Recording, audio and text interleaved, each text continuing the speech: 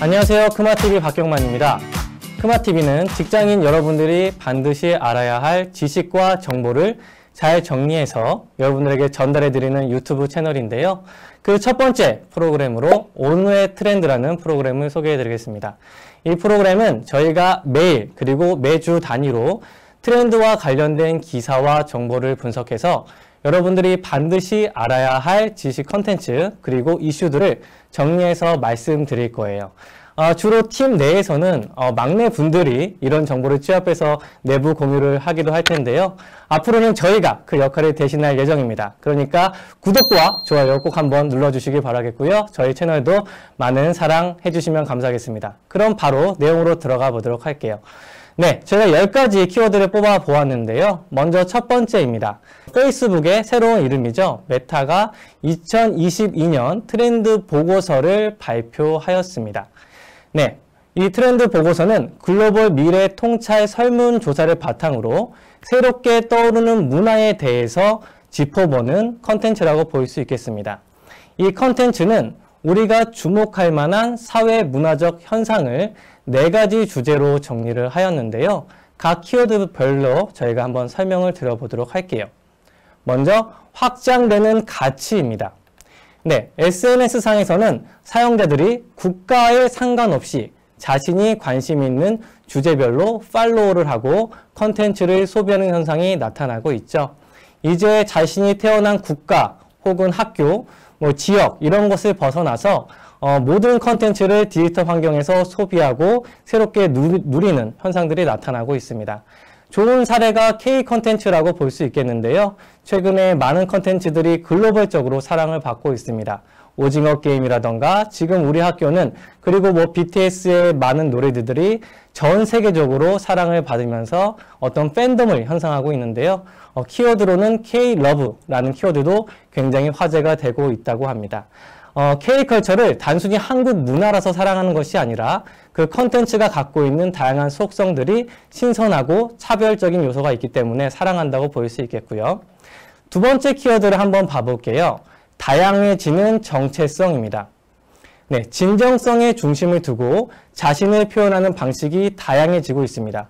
뭔가 사회적으로 정해주는 어떤 정체성이나 가치가 아니라 나 자신을 스스로 표현하고 나 스스로를 어떤 생각의 중심으로 두는 현상이 나타나고 있는데요. 과거의 전통적인 심리적인 어떤 가치관에서 벗어나서 나는 나고 너는 너야. 그리고 너의 어떤 가치관을 나는 인정하고 너도 나의 가치관을 인정해 줬으면 좋겠어 라는 문화가 형성되고 있는 거죠. 세 번째는 더욱 커진 기대입니다. 네, 코로나19 많이 힘든 상황이죠. 이런 팬데믹 현상을 겪으면서 새롭게 정의된 성공의 의미가 새롭게 조명되고 있습니다.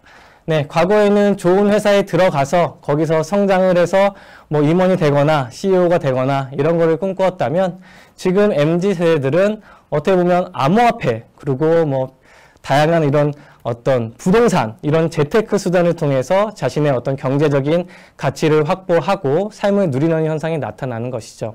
새로운 형태의 화폐, 디지털 자산 등이 금융계뿐만 아니라 사회 전반적으로 영향을 미치면서 개인이 기대하는 어떤 방향성이 과거와는 많이 달라졌다라고 볼 수 있겠습니다. 네, 네 번째는 정립되는 관계입니다. 네, 온라인상에서 진정성 있고 솔직한 대화를 나누는 나노 커뮤니티가 지금 화제가 되고 있는데요. 과거에는 온라인상에서 인터랙션이 굉장히 어려웠던 시기에는 거리상 가까운 친구 혹은 가족 이렇게 뭔가 계속 관계성을 맺어왔다면 이제는 온라인 환경 속에서 자신의 어떤 정체성과 부합하는 그런 어떤 나노 커뮤니티를 통해서 어떻게 내가 살아가야 될지 어떻게 다양한 정보를 얻어가는 현상들이 나타나고 있습니다.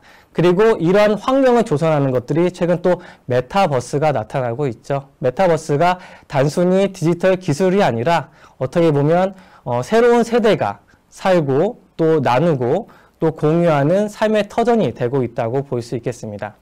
네, 저희가 조사한 리포트의 한 페이지를 보여드릴게요. 네, 인간이 살아가는 가치 그리고 어떤 감각들을 보면은 저희가 먹고 보고 마시고 뭐 냄새 맡고 만지고 이런 가치들도 있는데 이것이 이제는 디지털 센스, 즉 온라인 환경으로 확장되면서 디지털 환경에서의 아이덴티티를 잡고 이 안에서의 상호작용을 하는 이런 현상들이 나타나고 있다고 합니다. 그래서 앞으로는 자신이 갖고 있는 오감뿐만 아니라 디지털 환경에서 나의 감각은 어떠한지, 나는 디지털 환경에서 잘 커뮤니케이션을 하고 있는지 이런 어떤 태도들과 그리고 가치들도 좀 생각을 해보면 좋을 것 같습니다. 네, 두 번째 키워드에 대해서 말씀드려 볼게요. 두 번째 키워드는 초개인화입니다. AI가 고객 개인에게 구축된 빅데이터를 기반으로 개인의 성향과 취향을 분석해서 고객이 무언가를 요구하기 전에 미리 그들이 필요한 서비스와 재화를 제공해주는 이런 마케팅들이 활성화될 것이라고 합니다. 이 마케팅을 정착시키기 위해서는 인사이트에 중점을 둔 분석과 마케팅 자동화가 동반되어야 한다는 의견들이 많은데요. 이를 진행하기 위해서 글로벌 기업들은 다양한 투자를 진행한다고 합니다. 그 투자의 방식으로는 데이터 및 인사이트, 콘텐츠, 고객 여정, 데이터 아키텍처, 그리고 커머스 등등이 있는데요. 이런 변화의 현상이 일어나는 배경은 저희가 조사한 결과와 다음과 같습니다. 네, 과거에는 관계 측면에서 봤을 때 우리는 하나다 라는 어떤 그룹 지향적인 사고가 강했습니다. 그래서 그 그룹 내에서 통용되는 가치관에 따라가는 현상들이 많았거든요. 하지만 베이비부머 세대가 지나고 X세대가 되면서 자신의 개성을 추구하려는 현상들이 나타나기 시작했습니다.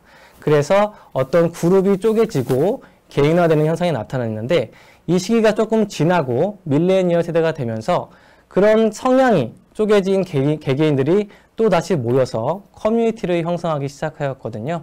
그리고 최근에 G세대 그리고 이후의 알파세대는 개인을 중심으로 하는 나노 커뮤니티 그리고 초개인화된 환경에서의 활동을 지향하고 있습니다.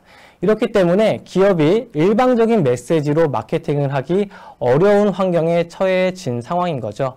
그렇기 때문에 기업도 한 개인이 어떤 성향을 갖고 있는지 어떤 것을 원하는지를 아주 정밀하게 데이터 기반으로 파악해서 적합한 메시지와 마케팅 방법을 제시해야 되는 상황이 된 것이라고 볼 수 있겠습니다.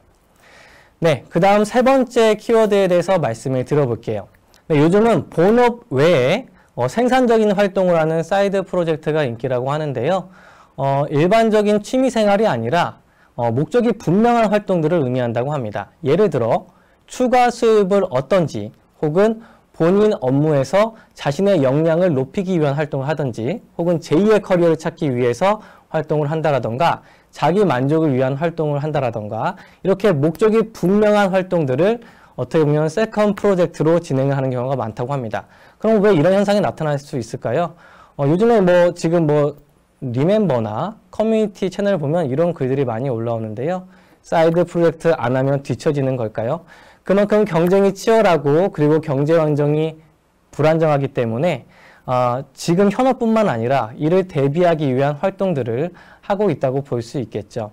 그리고 이 현업에서도 경쟁력을 갖추기 위해서 이런 사이드 프로젝트를 통해서 뭔가 역량을 키우려는 활동도 있습니다. 그리고 성장 욕심이나 금전적인 이유도 따라간다고 볼 수 있겠죠.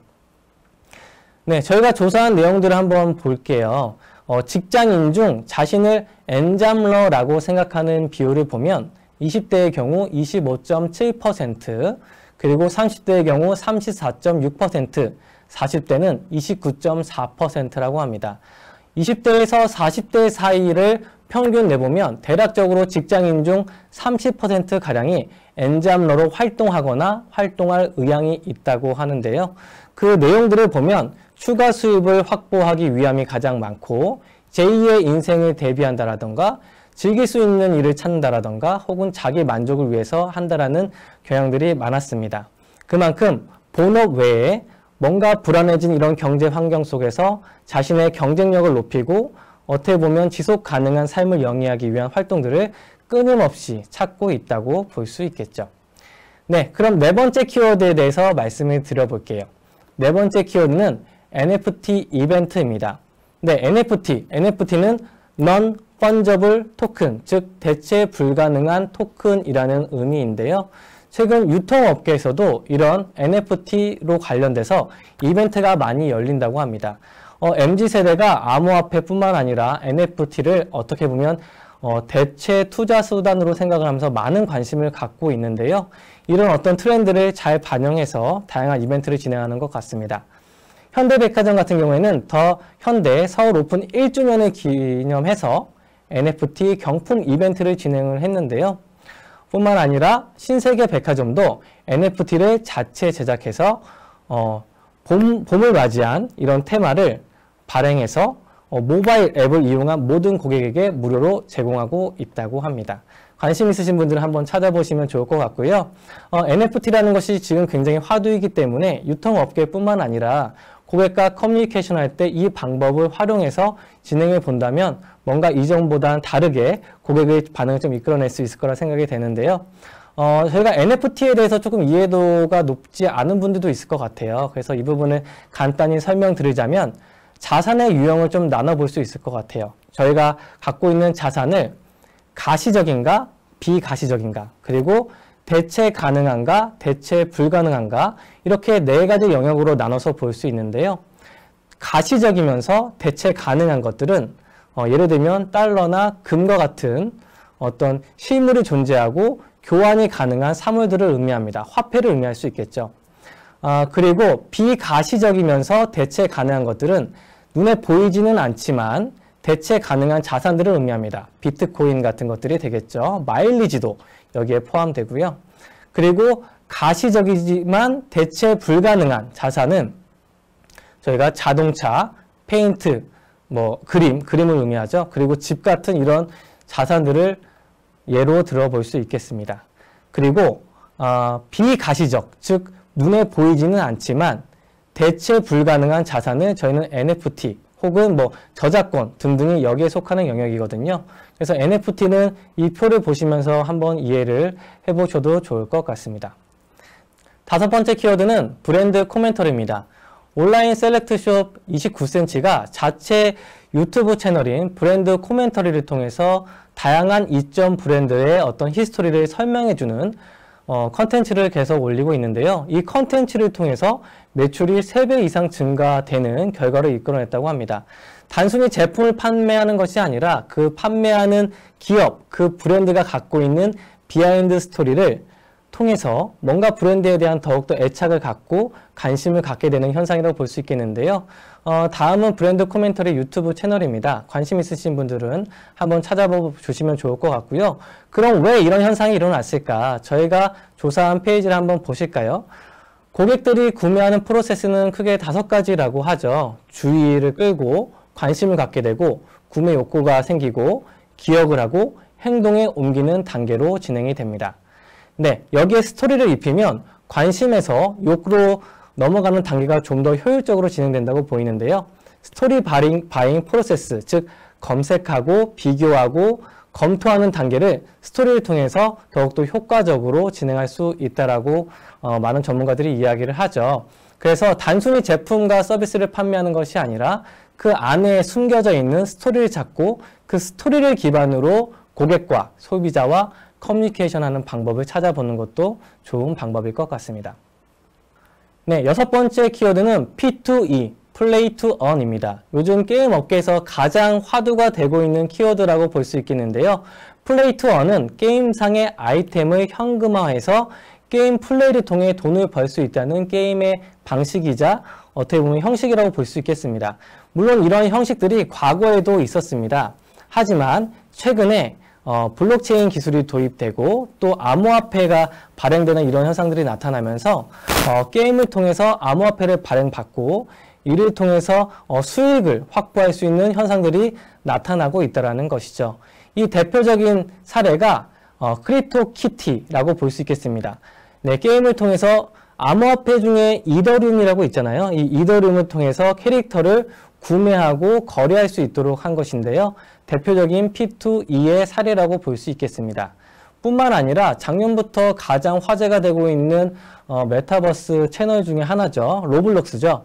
로블록스 또한 이 안에서 메타버스의 환경을 구현하고 게임을 하고 커뮤니케이션 활동도 하지만 이 안에서 자신이 만든 컨텐츠를 통해 직접 경제적인 활동과 연관될 수 있는 그런 현상도 나타나면서 많은 유저들이 참여를 하고 있고, 특히 미국 같은 경우에 16세 미만의 아이들은 55% 이상이 메타버스 플랫폼인 로블록스에서 활동을 하고 있다고 합니다. 그만큼 메타버스 환경 내에서 이제 게임 자체를 통해 뭔가 수익을 창출하는 그런 현상도 나타나고 있다는 것이죠. 네, 7번째 키워드는 대퇴사 현상입니다. 2021년 미국에서 처음 논의됐던 키워드라고 볼 수 있겠는데요. 코로나19 상황이 회복 국면으로 전환이 되고 또 경제도 일부 활성화되는 측면이 됐음에도 불구하고 회사를 그만둔 사람들이 돌아올 기미가 보이지 않는 이런 현상들을 의미하죠. 1929년 대공황 시대의 어떤 키워드를 착안해서 대퇴사 현상, 대퇴사 시대라고도 표현을 하는데요. 왜 이런 현상들이 일어나고 있을까요? 이것은 어떻게 보면 경제적인 측면과도 좀 관련돼서 볼 수 있겠는데요. 일반적으로 경제가 어려워지면 사람들은 현황을 유지하기 위해서 운신의 폭을 줄이는 현상이 나타납니다. 그렇기 때문에 퇴사율은 줄어들기 마련이죠. 2008년 서브프라임 모기지 그리고 세계 금융 위기 현상이 나타났을 때 퇴사율은 급격히 떨어져서 1.2% 수준까지 떨어졌습니다. 그러다 조금씩 퇴사율이 늘어났었다가 2020년 초반 코로나가 발발될 즉시에 역시 경제가 어려워지면서 퇴사율은 급격히 낮아졌습니다. 하지만 이 이후에 퇴사율이 급격하게 높아지면서 미국 통계청 조사 이래 가장 높은 수치인 2.9% 퇴사율을 보였다고 합니다. 이 퇴사율에는 다양한 사회적인 요인이 있었을 텐데요. 비단 미국뿐만 아니라 국내에도 이런 퇴사 러시 현상들이 굉장히 많이 나타나고 있습니다.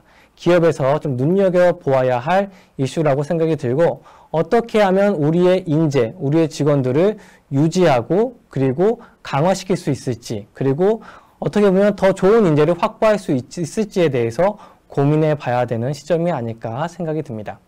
네, 8번째 키워드는 리테일 트렌드입니다. 광고 대행사 덴츠가 발간한 트렌드 리포트인데요. 향후 10년간 소비자 행동과 브랜드 반응에 영향을 미칠 거시 트렌드 4가지를 발표했습니다. 먼저 첫 번째 키워드로는 유니버셜 액티비즘입니다. 최근에 ESG, 환경보호, 기후변화 이런 이슈들이 굉장히 관심을 받고 있는데요.